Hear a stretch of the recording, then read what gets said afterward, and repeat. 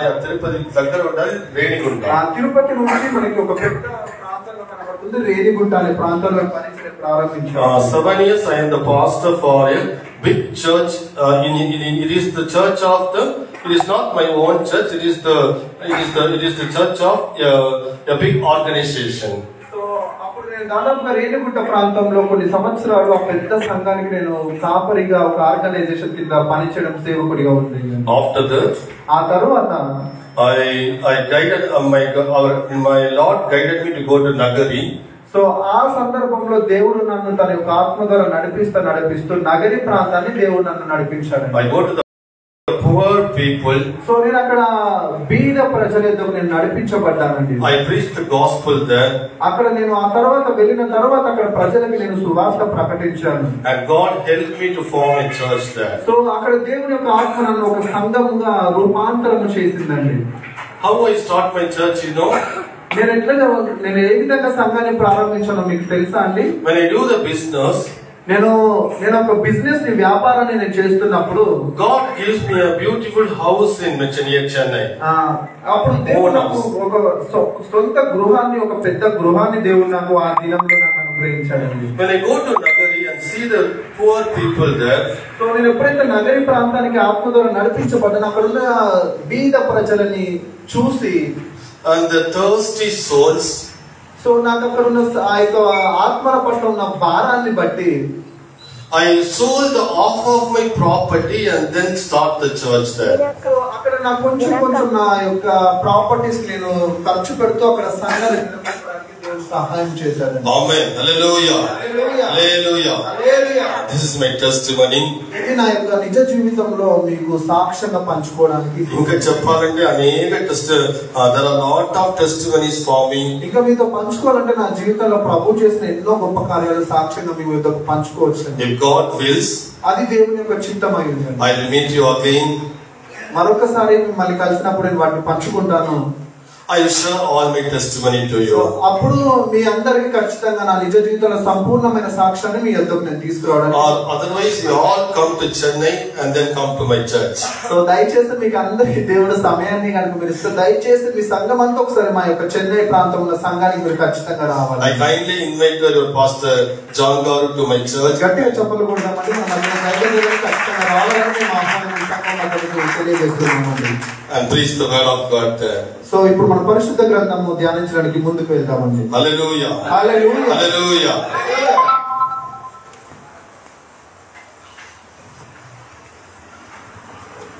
Dear children of God, ప్రియ దేవుని చిన్న బిడ్డలారా,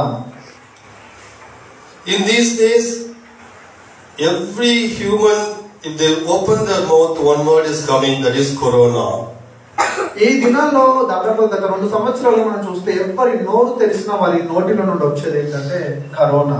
Every mouth is covered with the mask. ప్రతి ఒక్కరి మూతిని కావచ్చు, నోటిని కావచ్చు, వారు మాస్క్ తో తమ ముక్కును, తమ మూతిని కప్పుకుంటున్నట్టుగా మనం చూస్తాం. Without mask, we are fined 500 rupees here. ఒకరైతే ఎవరైనా ఒకవేళ మూతి మీద గాని ముక్కు మీద గాని మాస్క్ లేకపోతే వారికి ఖచ్చితంగా 500 వరకు వారికి జరిమానా విధించినట్టుగా మనం చూస్తుంటున్నాం. When I enter the airport, when I come by air in the Hyderabad airport, so నేనైతే విమానంలో నేను హైదరాబాద్ కి నేను రావడం జరిగింది. I can't put the mask every time. So ప్రతిసారి నేను మాస్క్ ని ధరించలేకపోయాను కదండి. I remove it and keep it in my pocket. So నేను తీసేసి నా యొక్క జేబులో నేను పెట్టుకునేవాడిని. The airport, the security called me.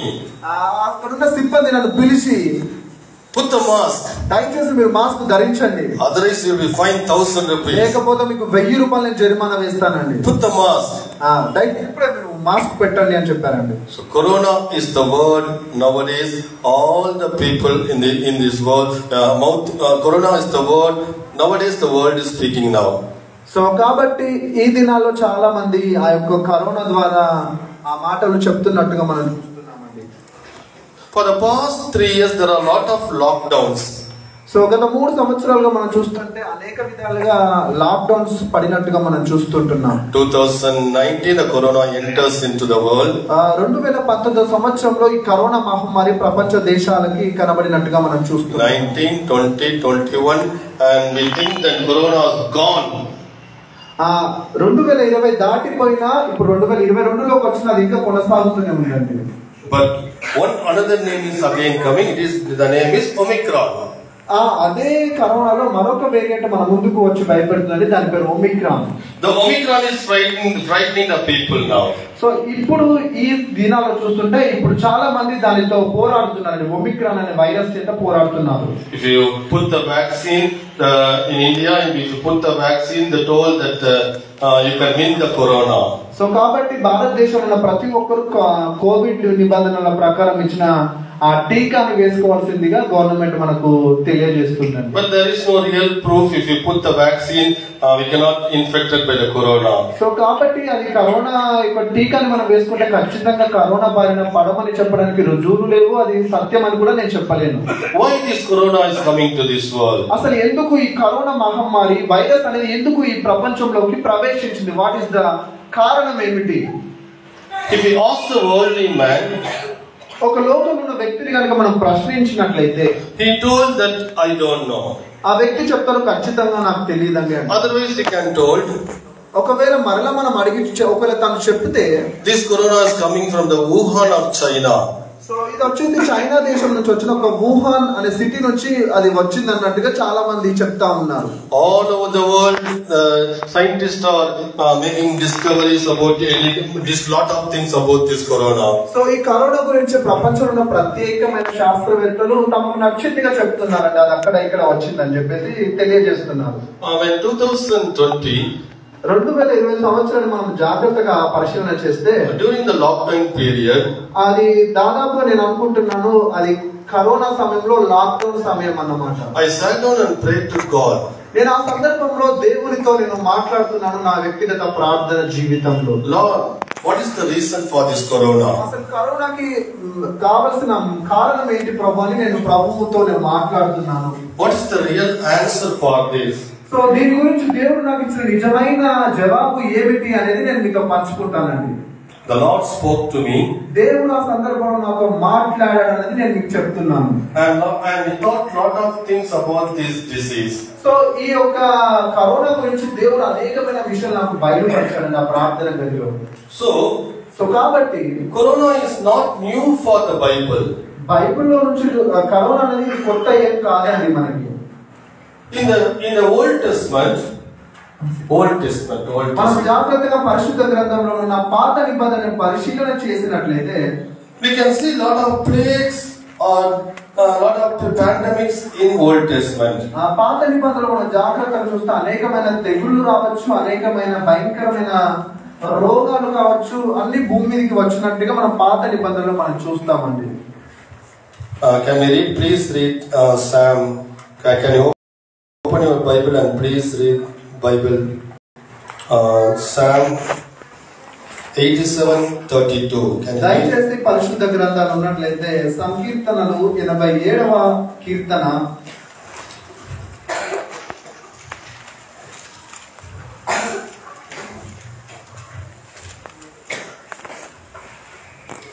89:30.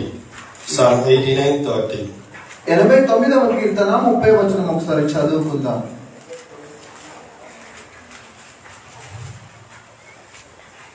Read in Telugu. 89:30.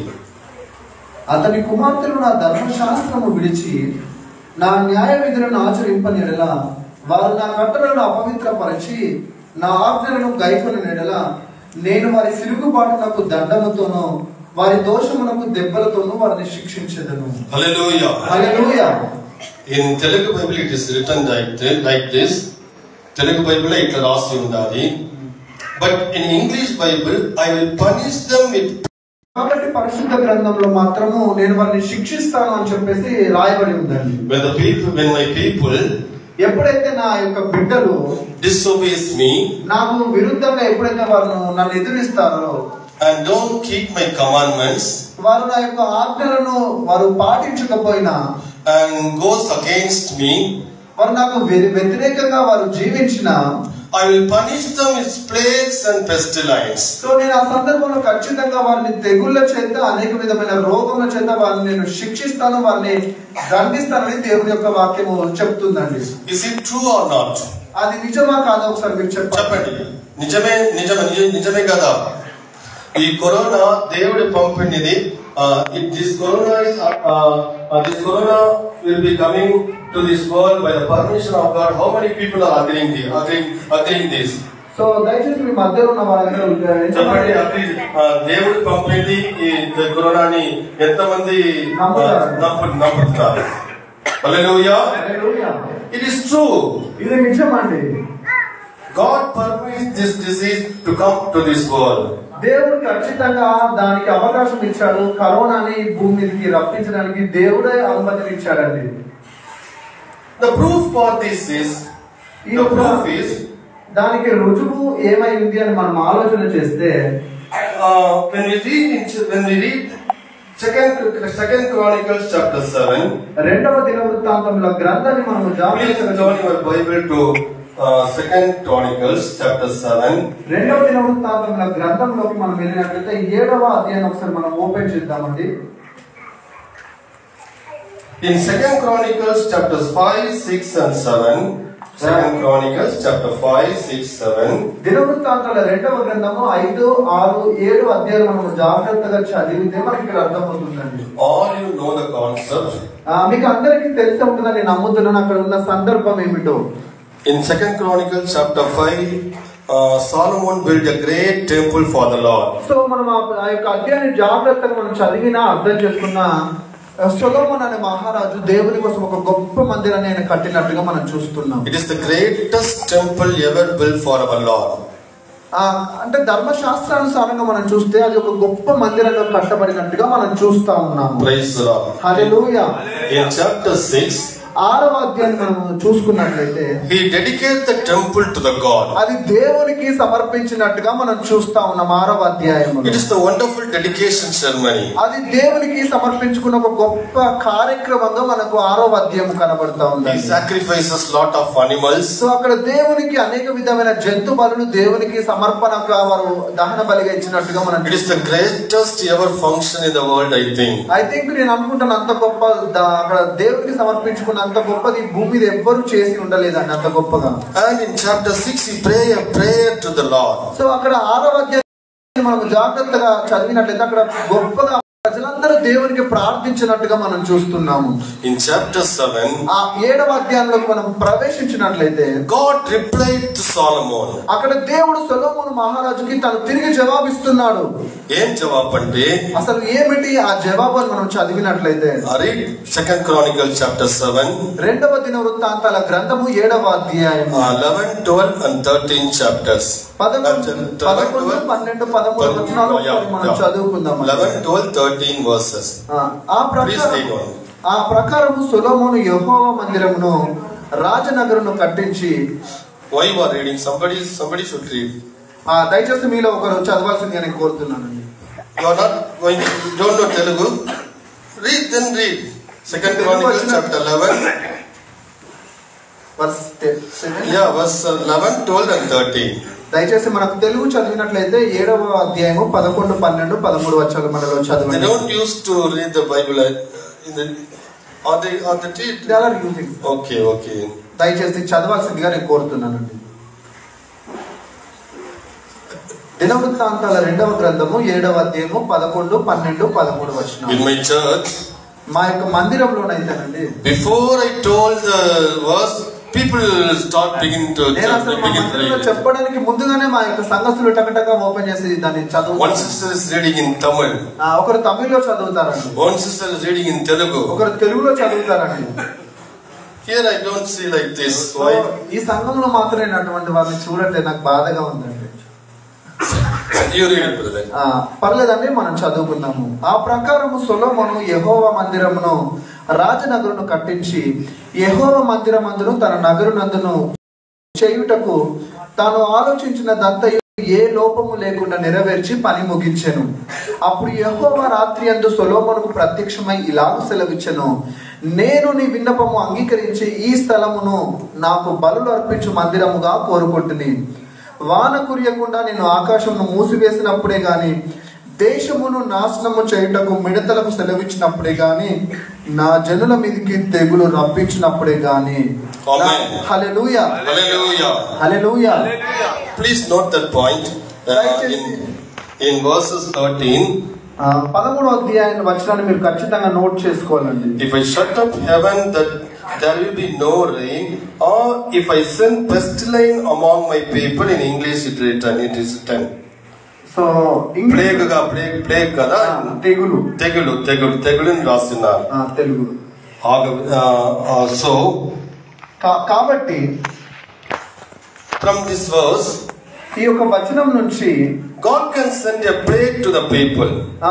ఆ ప్రజలు దేవునికి ప్రార్థించినట్టుగా మనం చూస్తున్నామండి. This is the fact we can understand from the verse.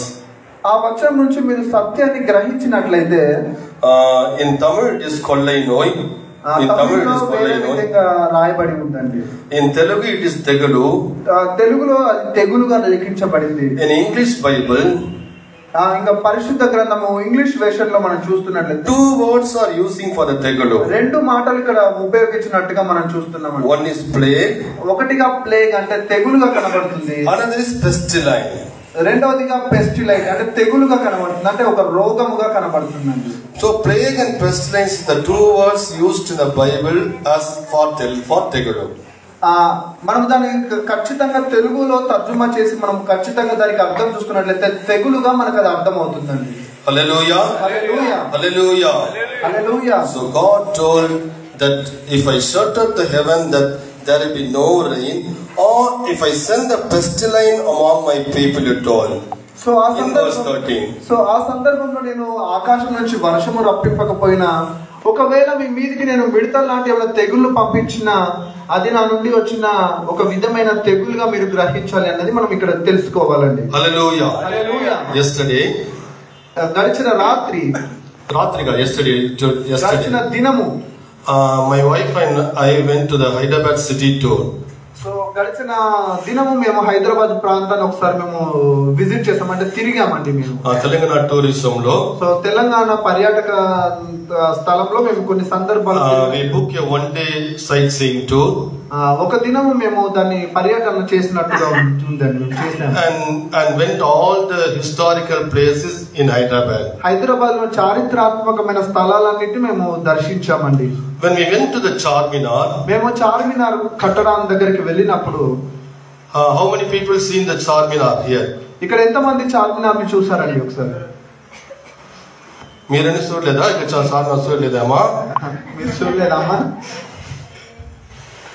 The guide said, the 2 guides said, మమ్మల్ని నడిపిస్తున్న 2 వ్యక్తులు మాకు చెప్తున్నారు, the same history like this. The same history is like this. Same history. ఇక్కడ చరిత్ర సేమ్ అలాగే కనబడుతుందండి. One of the at the Mughal Emperor time, ఆ మొఘలుల సందర్భంలో, అంటే అక్కడ చార్మినార్ కట్టిన సందర్భంలో ఉన్న కాలాన్ని కూడా మనం అర్థం చేసుకున్నట్లయితే, there is a great rat plague is killing lot of people. So rat plague. అక్కడ ఒక భయంకరమైన యుద్ధంలో అనేక మంది చనిపోయినట్టుగా మనం యుద్ధంలో the rat plague because of rat there is a great plague. Rat means eli.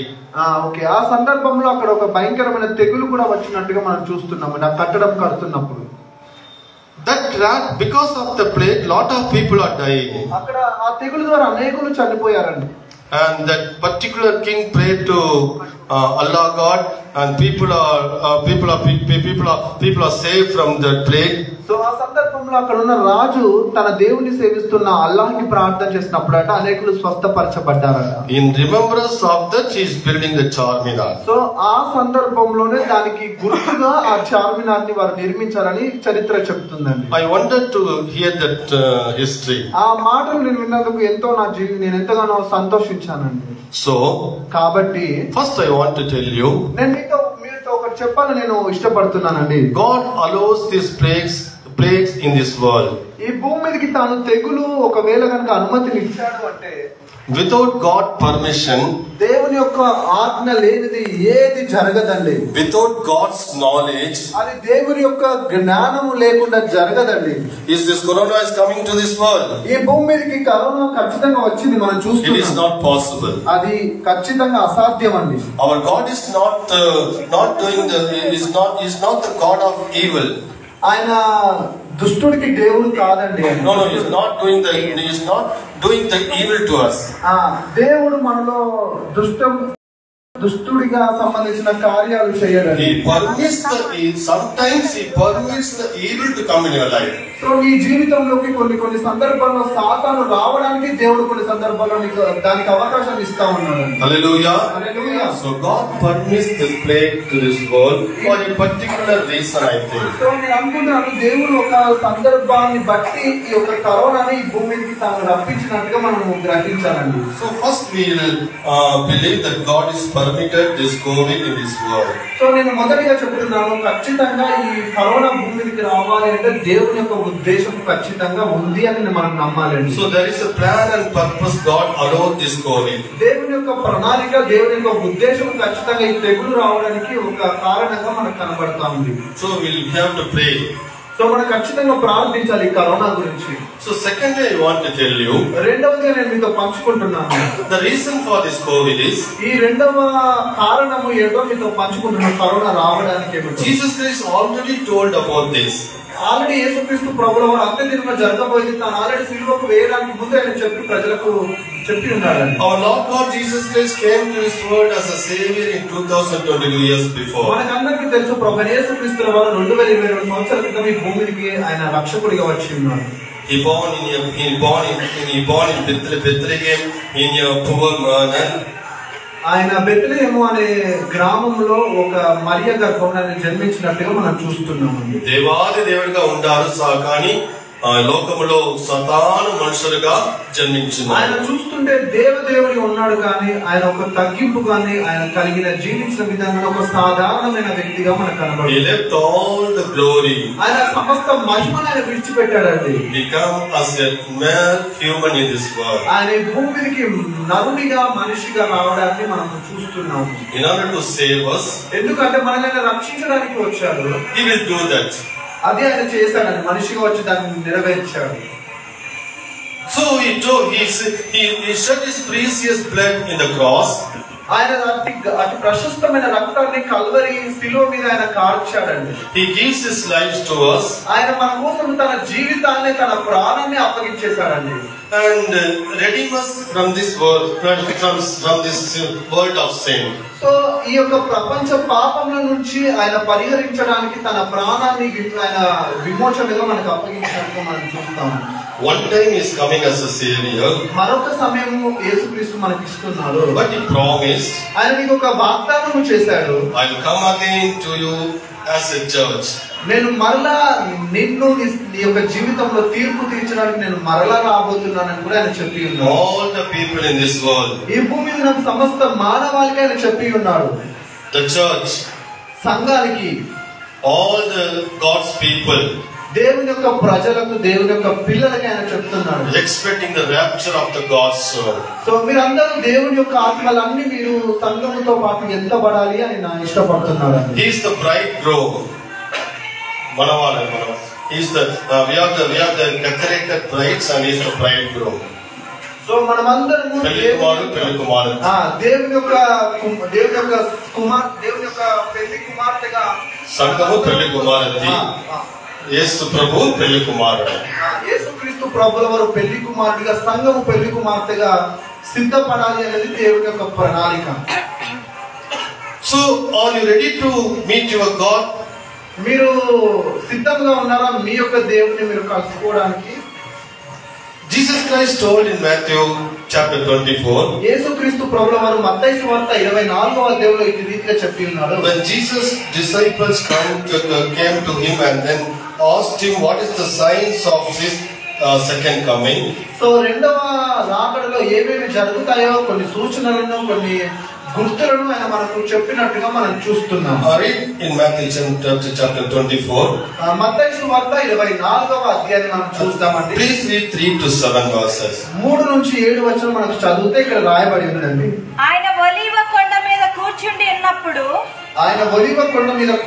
ఉన్నప్పుడు శిష్యులు ఆయన యొద్దకు ఏకాంతముగా వచ్చి ఇవి ఎప్పుడు జరుగును నీ రాకడకును ఈ యుగ సమాప్తికి నీ సూచనలేవి మాతో చెప్పుమనగా యేసు వారితో ఇట్లనెను ఎవడును మిమ్మల్ని మోసపరచకుండా చూచుకొనుడి అనేకులు నా పేరిట వచ్చి నేనే క్రీస్తునని చెప్పి పలువురిని మోసపరిచెదరు మరియు మీరు యుద్ధములను గూర్చియు యుద్ధ సమాచారములను గూర్చియు వినబోదురు మీరు కలవరపడకుండా చూచుకొనుడి ఇవి జరగవలసినవి గాని అంతము వెంటనే రాదు జనము మీదికి జనమును రాజ్యం మీదికి రాజ్యమును లేచును 7 sister 24:7 that shall be 7 వరకు చదివాను 7 ఒకసారి మళ్ళీ చదవండి ప్రవీణ్. జనము మీదికి జనమును రాజ్యం మీదికి రాజ్యమును లేచును అక్కడక్కడ కరువులను భూకంపములను కలుగును ఇవన్నీ వేదనలకు ప్రారంభము. There shall be famines and pestilence and earthquake in the English Bible said. English గ్రంథంలో చూస్తే మనకి యుద్ధములు భూకంపములు కరువులు అక్కడ కలుగుతాయని వేదనలకు ప్రారంభమని రాయబడిందండి. Hallelujah. Hallelujah. Hallelujah. Hallelujah. So in the last days, అంత్య దినాలలో చివరి దినాలలో like these plagues are permitted, the Lord Jesus said. దేవుడు చెప్పింది ఖచ్చితంగా జరుగుతుంది అని మనం నమ్మాలండి. How many people watched the news yesterday night? ఎంతమంది గడిచిన రాత్రి మీ యొక్క వార్తలను మీరు చూసి ఉన్నారండి? What is the place, Pastor Ma? In an island near Japan. Japan దగ్గర ఉన్న ఒక ద్వీపంలో ఒక దీవిలో under the sea there is a great earthquake. సముద్రము కింద ఒక భయంకరమైన కదలిక జరిగిందండి. And there is a great tsunami and then closed all the island. So జాగ్రత్తగా చూస్తే అక్కడ దగ్గర ఉన్న జపాన్ కి దగ్గర ఉన్న ద్వీపాన్ని మొత్తం ఆ సునామీ ముంచివేసినట్టుగా మనం చూస్తున్నాం. It is the yesterday's news in the world news. అది నిన్న జరిగిన అంతర్జాతీయంగా వచ్చిన ఒక వార్తగా మనం చూస్తున్నాం. So all the word of God is nowadays fulfilling. జాగ్రత్తగా చూస్తే యేసుక్రీస్తు ప్రభువు వారు చెప్పిన ప్రతిదీ అంత్య దినాల్లో నెరవేరుతుందండి. So plagues are, Jesus told the plagues are the signs of his second coming. చూడండి యేసుక్రీస్తు ప్రభువు వారు చెప్పిన ఈ తెగుళ్ళు కావచ్చు, అటు యుద్ధాలు కావచ్చు, భూకంపాలు ఇవన్నీ ఒక గుర్తుగా రెండవ రాకకు కనబడుతున్నాయి. So how many people are prepared to meet him? ఎంతమంది సిద్ధంగా ఉన్నారు? ఆ యేసుక్రీస్తుతో పాటు మీరందరూ ఆయనను కలవాలని ఎంతమంది సిద్ధంగా ఉన్నారు? ఈ రోజు దేవుడు వస్తే ఎంతమందికి ఒక నమ్మకం ఉండాలి, నేను దేవుని రాకడలే పోతామని ఎంతమందికి నమ్మకం ఉండాలి చెప్పండి. ఎంతమంది చెప్పండి. రాజు వస్తున్నాడు ఆయుధమౌదం, రాజు వస్తున్నాడు ఆయుధమౌదం, యేసు వస్తున్నాడు ఎదురు వెళ్ళడం, యేసు వస్తున్నాడు ఎదురు వెళ్ళడం, కూర్చోపడాలి కొండలు కోనలు తిరిగిపోవాలి, చక్రవాకము చక్రవాలి